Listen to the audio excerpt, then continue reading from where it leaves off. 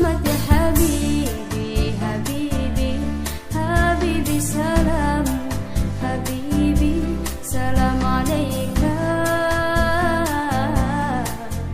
Habibi, Ahmad ya Habibi. Bismillahirrahmanirrahim. Assalamualaikum warahmatullahi wabarakatuh. Waalaikumsalam warahmatullahi wabarakatuh. Puji syukur kehadirat Allah Subhanahu wa taala atas nikmatnya. Alhamdulillah kita masih diberikan kekuatan dan kesehatan sampai hari ini kita masih bisa menjalankan ibadah dan berpuasa di hari ke-16 di bulan Ramadan ini.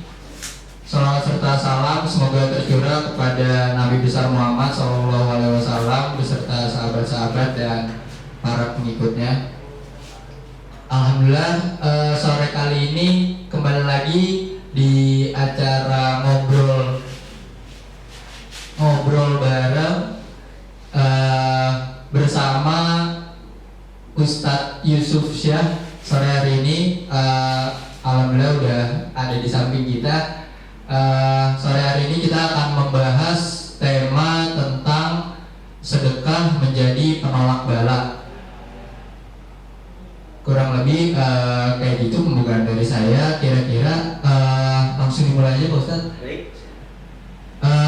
Untuk sedekah itu sendiri menjadi penolak bala ini apa? Ini salah satu keutamaan atau keistimewaan dari sedekah itu atau bagaimana Pak Ustadz? Bismillahirrahmanirrahim. Sedekah ini merupakan sesuatu yang sebenarnya merupakan hal yang lumrah dalam kehidupan kita, baik itu untuk kalangan kaum muslimin khususnya, dan pada umumnya masyarakat umum sudah paham sebenarnya tentang faidah dari sedekah itu sendiri.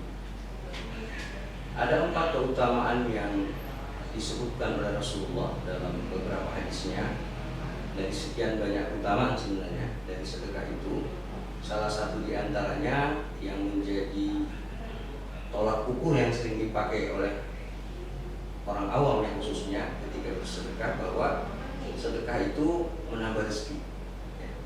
Karena memang jelas dalam Al-Quran, misalnya dalam surah Al-Baqarah ayat 261, jelas Allah sampaikan di situ, masalul ladzina yunfiquna amwalahum fi sabilillah kamatsali habbatin ambatat sab'a sanabila fi kulli sunbulatin mi'atu habbah.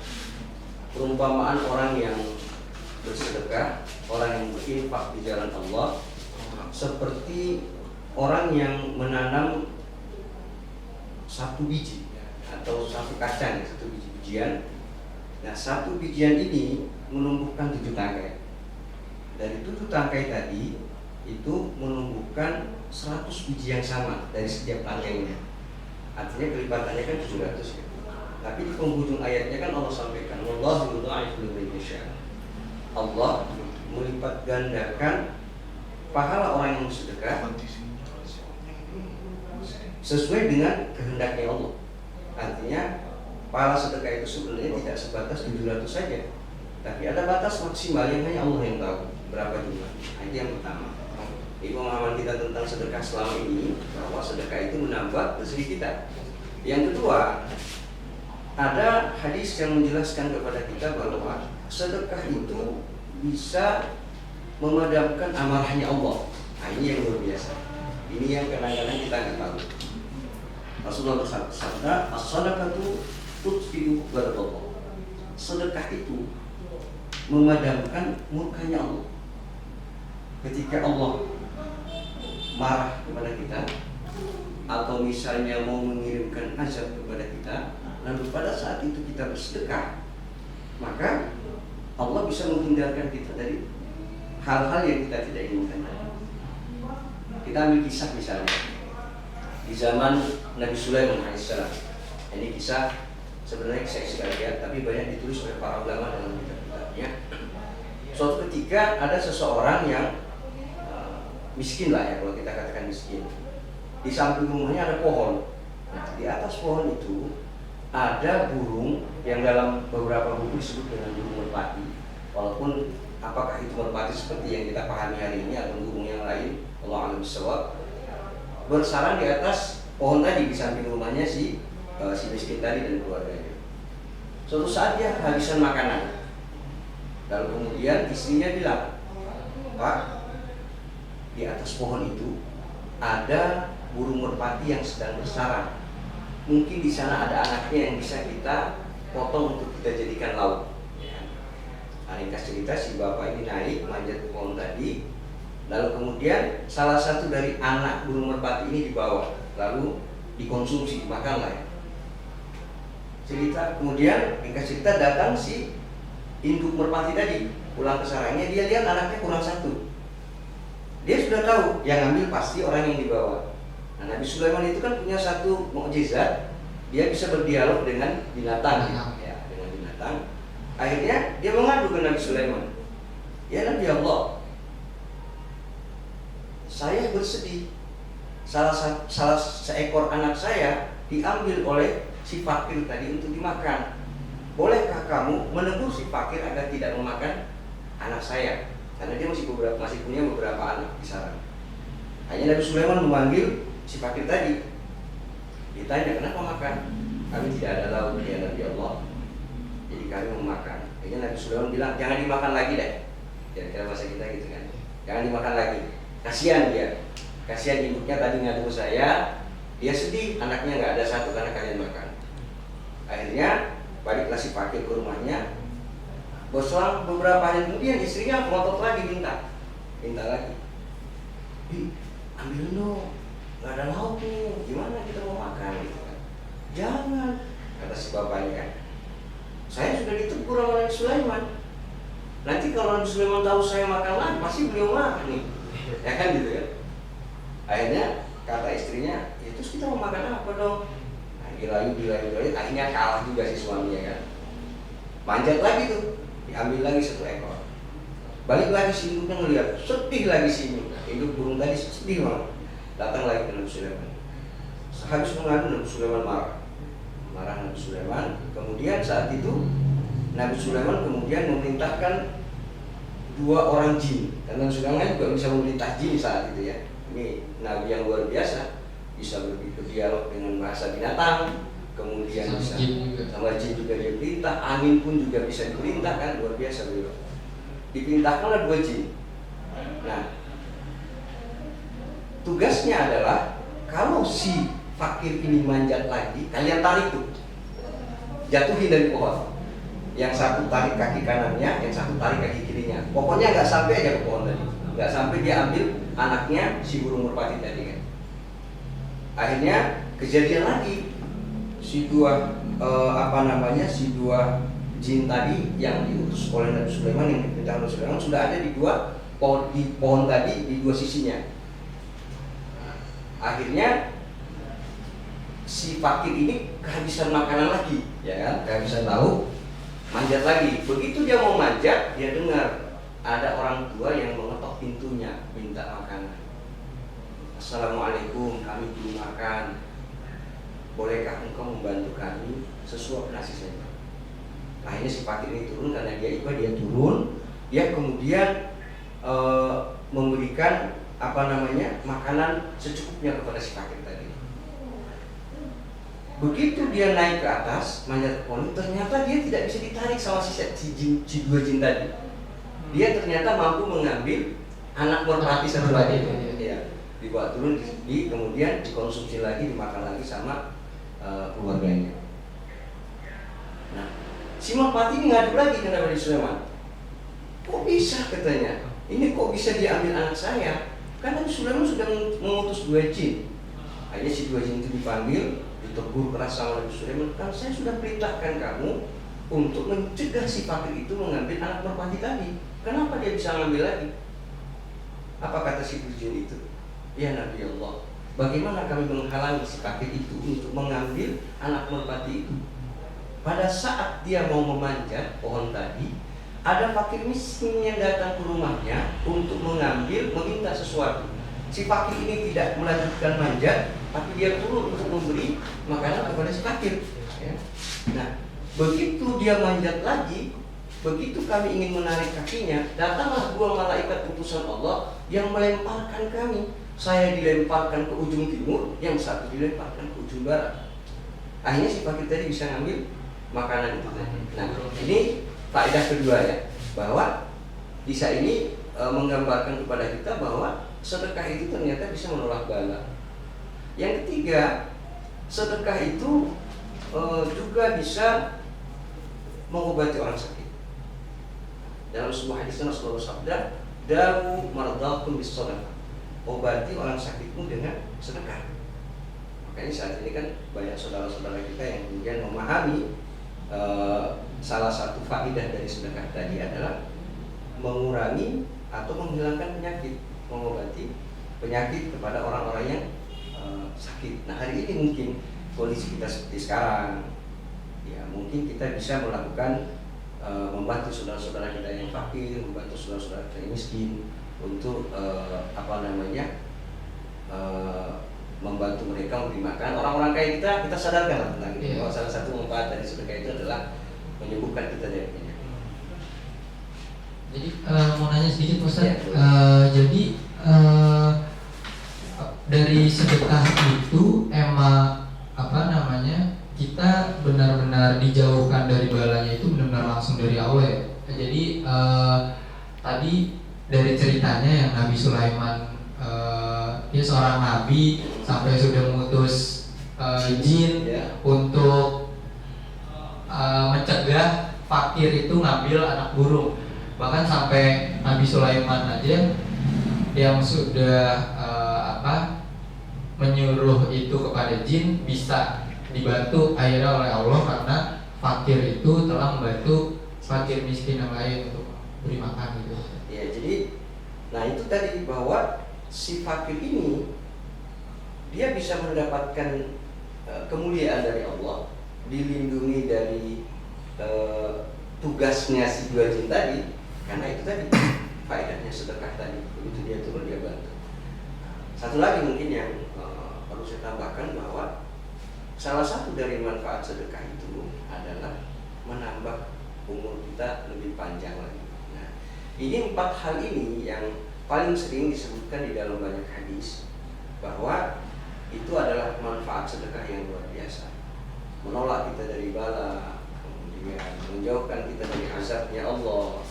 Yang pasti keberkahan itu pasti datang. Artinya keberkahan itu dengan bertambahnya rezeki kita. Nah, yang perlu kita pahami bahwa dalam melihat sedekah ini kita harus menggunakan pendekatan logika ilahiyah. Karena ada 2 pendekatan biasanya yang digunakan oleh masyarakat kita ketika memahami tentang sedekah. Ada yang memahaminya dengan pendekatan logika insaniah, logika pikiran kita manusia yang terbatas ini kan. Hitungannya adalah matematis. Kalau harta saya 4, keluar 1, berarti tinggal sisa 3 ya. Nah itu kan logika matematikanya kita ya. Nah itu logika insaniah, saya mengistilahkan dengan logika insaniah kita, logika manusia kita yang sangat terbatas. Dia menghitung ketika dia punya harta 5, dia keluarkan 1, maka hartanya berkurang menjadi 4. Padahal kalau kita menggunakan logika Allah, itu nggak seperti itu. Kayak yang cerita tadi yang menambah rezeki ya, pohon itu ya Mas? Betul. Kita menanam 1 biji-bijian, dari 1 biji itu menumbuhkan 7 tangkai, dari setiap tangkai menumbuhkan 100 biji yang sama. Nah itu logikanya Allah.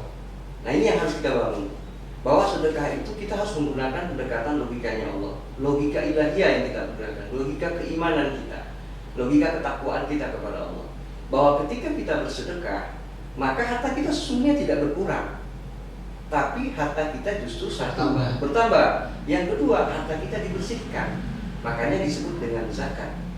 Harta yang kita keluarkan ada yang disebut dengan zakat. Zakat itu biasanya terkait dengan hal-hal yang wajib. Harta yang dikeluarkan yang hukumnya wajib kita keluarkan. Kalau sedekah, hitungannya biasanya sunnah. Berapapun jumlah yang kita mau sedekahkan, silakan saja. Nah, mengenai tentang sedekah tadi, ketika kita bersedekah, ketika kita berinfak, maka kemudian harta kita bertambah. Harta kita bertambah, harta kita menjadi bersih. Nah, yang harus kita pahami, terkadang malah justru kita orang-orang yang beriman lupa tentang ini. Mohon maaf misalnya, saudara-saudara kita yang orang-orang Chinese misalnya, dengan istilah bagi-bagi ampau, ya. Sebenarnya dia memahami tentang sedekah itu, tapi kan terlepas dari keimanan mereka kepada Allah, dia memahami ada logika sederhana di situ, bahwa ketika kita berinfak, ketika kita membantu orang lain, pasti Allah akan bantu kita, pasti harta kita akan utama. Ya, kalau dalam bahasa hadis ini, irhamu man fil ardh yarhamkum man fis sama. Sayangi, cintai orang-orang yang ada di bumi, pasti yang di langit akan mencintai. Nah, itu kan yang kita harapkan. Jadi sedekah ini memang sangat luar biasa, sangat membantu kita, sangat menjauhkan kita dari balanya Allah Subhanahu wa taala. Kemudian misalnya dalam sebuah hadis, pernah ada seorang sahabat datang kepada Rasulullah SAW. Ya Rasulullah, apakah harta ini berkurang ketika apa yang menyebabkan harta ini berkurang? Lalu Rasulullah mengatakan, tidaklah harta itu hilang di dalam laut atau terbenam ke dalam bumi. Kenapa? Karena dia tidak mengeluarkan zakat, tidak mau mengeluarkan sedekahnya. Jadi salah satu faktor harta kita bisa hilang, keberkahan harta kita bisa ditarik oleh Allah. Karena kita nggak mau bersedekah itu. Betul. Karena kita nggak sedekah. Jadi kita menyimpan uang, mengumpulkan uang gitu, tanpa membantu yang membutuhkan, juga bersedekah itu uang kita bisa hilang ternyata ya, bisa habis juga lama-lama. Karena tadi kata Rasulullah, salah satu yang menyebabkan harta kita bisa tenggelam ke dasar laut atau terbenam ke dalam bumi adalah biman is-shadaqah. Dia tidak mau bersedekah. Jadi ini penting banget kita pahami bahwa sedekah ini adalah sesuatu yang sangat luar biasa yang Allah syariatkan buat kita, yang Allah ajarkan kepada kita, bahwa tidak ada satu manfaat pun, tidak ada satu perbuatan pun yang kita lakukan di jalan Allah, apalagi sedekah, kecuali ada balasan yang terbaik di sini. Itu yang kita pahami. Jadi Rasulullah menyampaikan kepada kita ketika sahabat tadi bertanya, ya Rasulullah, apakah sedekah ini, apa yang menyebabkan harta kami berkurang? Nah, itu tadi kan, gimana sedekah? Lalu kemudian Rasulullah menyampaikan kepada sahabat tadi bahwa perbanyaklah sedekahmu, karena sedekah itu bisa menghilangkan penyakit orang-orang sakit. Lalu kemudian kata Nabi, berdoalah engkau sebanyak-banyaknya, karena doa itu bisa menolak bala. Tara ikul bala, bisa menolak macam-macam bala. Bala itu kan musibah ya, ujian atau mungkin penyakit, kesempitan harta. Jadi kata Nabi, perbanyak doa. Untuk apa? Agar kalian bisa menemukan Allah bisa membantu kalian ketika sesuatu itu sudah turun kepadamu. Allah kasih kita misalnya rezeki, maka rezeki itu dipilah oleh Allah. Dipilah mana yang baik untuk kita, itu yang ditahan kita. Mana yang buruk diambil sama Allah. Makanya harta itu kan sedekah kan maksudnya begitu. Jadi harta kita ini sebenarnya ibarat pohon. Ibarat pohon. Kalau kita pengen bangun rumah, ada nggak orang bangun rumah langsung plok pohonnya langsung? Enggak, pasti butuh. Nah, ini dulu proses. pasti diolah dulu kan ya, diolah dulu. Kita bikin balok, ya kan? Pohonnya kita tebang, kita bikin. Kayak sekarang mungkin ada rumah pohon ya, orang bangun rumah di atas pohon besar gitu kan. Tapi itu kan 1001 ya. Nah, kita bicara tentang rumah secara umum. Rumah secara umumnya seperti itu. Sekarang kita lihat rumah kayu lah misalnya. Kalau rumah rumah permanen seperti sekarang ini kan mungkin kayunya udah jarang ya, mungkin pintu saja. Kita lihat rumah kayu misalnya. Kalau rumah itu kita ambil kayunya langsung kita pasang di rumah itu, pasti tampakannya nggak bagus lah, pasti jelek. Nah, tapi harus diolah kayunya, dibikin balok dulu, dibikin tiang dulu, dibikin papan dulu, kemudian diserut supaya rapi kan. Tukang tuh paling bisa tuh biasanya. Ya kan? Dia serut dibuat, kemudian diukir juga. Emang itu yang dibuang banyak kan ya? Banyak yang dibuang. Kenapa mesti dibuang? Karena kalau tidak dibuang akan jelek jadinya, akan buruk hasilnya. Bayangkan kalau rumah itu dibangun dengan asli kayunya, Kalau dia tidak pandai mengolah secara arsitektur, maka dia akan membuat rumah yang tidak bagus, ya kan? Nah, dengan diserut dengan bagus, dibikin balok, dibikin dibuat papan, kemudian dipasang dengan rapi, tampaknya pasti cantik. Tampaknya pasti cantik. Nah, apalagi diukir kan? Iya. Jadi dari situ sama aja kita bersedekah itu membersihkan uang kita itu tadi. Iya, kita membersihkan harta kita, membersihkan rezeki kita yang datang kepada kita. Karena rezeki yang bersih itulah yang akan menjadi sesuatu yang terbaik buat kita konsumsi, ya kan? Tapi satu hal yang perlu kita catat bahwa syarat dari sedekah kita salah satunya adalah rezeki kita harus halal. Misalnya kita lihat di dalam surah Al-Baqarah 267 misalnya. Ya ayyuhalladzina amanu anfiqu min thayyibati ma kasabtum wa mimma akhrajnakum min al-ardh. Jadi, hai orang-orang yang beriman, infakkanlah hartamu, sedekahkanlah hartamu dari harta yang baik-baik. Nah, jadi kalau harta korupsi boleh nggak kita sedekahkan gitu? Artinya kalau ketika harta itu kita dapatkan dari cara yang haram, hasil korupsi, hasil mencuri, itu tidak bisa dianggap sebagai sedekahnya juga sama aja. Saya korupsi 100 miliar, wah, saya ngurusin harta saya sedekah 10 miliar, tidak bisa. Kenapa? Ya kan? Karena asli hartanya nggak benar, bukan halal. Nggak halal. Jadi akhirnya sedekahnya juga tidak memiliki manfaat. Itu yang pertama. Yang kedua, ketika kita bersedekah, dalam Al-Quran Allah sampaikan, lan tanalul birra hatta tunfiqu mimma tuhibbun. Janganlah kamu tidak akan mendapatkan kebaikan kecuali engkau telah mensedekahkan sesuatu yang paling engkau cintai. Hari ini apa yang dicintai orang? Uang misalnya. Sedekahkan uang kita. Berapa jumlahnya? Tergantung keikhlasan kita. Di ayat yang lain, sambungan dari ayat yang 267 tadi, apa kata Allah? La tayammamul khabitha minhu tunfiquna walastum biakhirihi. Apa kata Allah? Jangan engkau menginfakkan harta atau apapun itu, benda apapun itu, pakaian kah itu, mobil kah itu, apapun itu bentuknya, yang kamu sendiri sebenarnya tidak mau lagi make. Jangankan untuk make, melirik aja nggak mau, itu nggak boleh. Mungkin ada pahalanya, tapi nilainya nggak seberapa.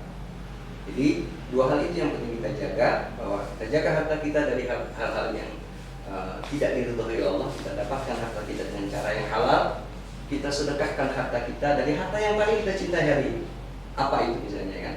Pasti uang lah misalnya. Uang kita sedekahkan. Kalau hari ini kita baru bisa 1.000, kita belajar 1.000.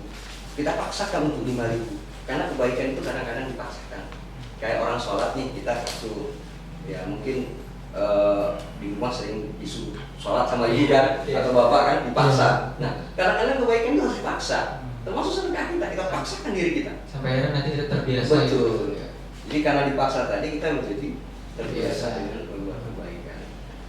Kira-kira ini yang perlu kita lakukan dalam menyikapi bahwa sedekah ini adalah sesuatu yang memang harus kita biasakan, harus kita rutinkan dalam kehidupan kita supaya keberkahan-keberkahan dan janji Allah itu bisa kita dapatkan. Ya, alhamdulillah, terima kasih Pak Ustadz. Jadi kesimpulannya untuk tema kali ini, sedekah bisa menjadi penolak bala. Keutamaan sedekah itu pertama kita bisa menambah rezeki kita, Pak Ustadz, membersihkan rezeki kita, terus bisa terhindar dari penyakit juga, terus yang paling penting kita bisa terhindar dari mara bahaya, Pak Ustadz, dari bala itu. Dari balanya Allah Subhanahu wa Ta'ala.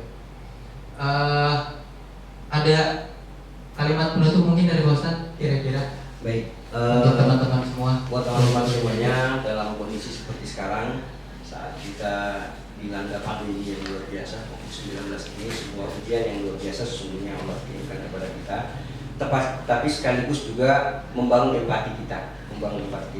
Sarana kita untuk menyampaikan empati kita yang selama ini terbenam di hati kita adalah membantu saudara kita yang miskin, membantu saudara kita yang kafir, apapun bentuknya. Kalau kita cuma mampu membantu dengan satu satu cangkir beras dengan satu butir telur. Kalau itu yang mau kita bantu. Kita bantu, sedekah kita hari ini ditunggu saudara-saudara kita. Jangan menunggu saatnya nanti tidak ada lagi orang yang mau menerima sedekah kita, karena mereka semua sudah mampu. Karena ketika datang waktu itu, maka si kaya tidak akan bisa berinfak lagi, karena semuanya orang sudah memiliki harta yang sama. Karena itu kesempatan yang Allah berikan hari ini kita manfaatkan sebaik-baiknya bersedekah, mendekatkan diri kita kepada Allah dengan sedekah kita yang terbaik. Berapapun jumlahnya, lakukan itu sebaik mungkin. Kalau kita tidak mampu memberikan langsung kepada fakir miskin, banyak sekarang lembaga-lembaga yang bisa membantu kita, termasuk mungkin di tempat kita ada lembaga zakat, infak dan sedekah yang dikoordinir oleh bapak-bapak kita di Baitul Mal wa Ta'mir Al-Ikhlas. Itu mungkin dari saya. Terima kasih Pak Ustadz. Jadi jangan takut teman-teman, bapak-bapak, ibu-ibu, untuk bersedekah di bulan suci Ramadan ini, apalagi semoga harta yang kita punya itu selalu dibersihkan oleh Allah Subhanahu wa Ta'ala dan tetap halal terus ya Pak Ustadz harta kita, dan terus bertambah insya Allah ketika kita bersedekah. Kurang lebihnya bareng bersama Ustadz Yusuf Syah sore kali ini segitu aja. Kurang lebihnya mohon maaf. Wassalamualaikum warahmatullahi wabarakatuh.